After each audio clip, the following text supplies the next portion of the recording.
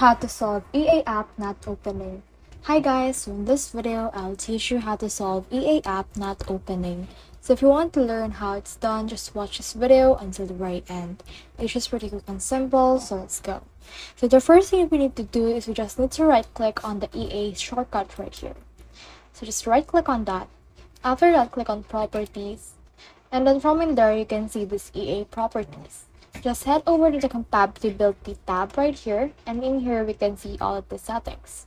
So just check on this, run this program, and then just click on this Windows 8 and change it to Windows 7. After that, we also need to click on this disable full screen optimizations, and just click on this run this program as an administrator.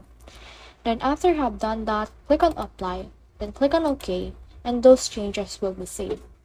However, if that still doesn't fix your issue, what you need to do next is you need to head over and click on the Windows and R button on your computer, or you can also just click on the search icon right here and search for run.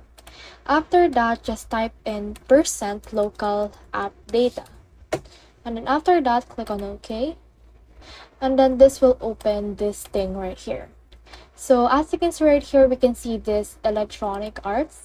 Now what we need to do is we need to right click on it, click on delete right here, and as you can see, it has been deleted.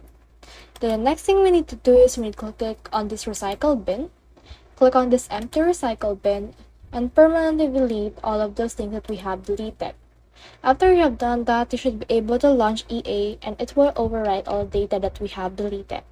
So that's the whole process. I hope this video helped you to solve EA app not opening. If you have questions or comments, comment them down below and we'll try our best to answer them.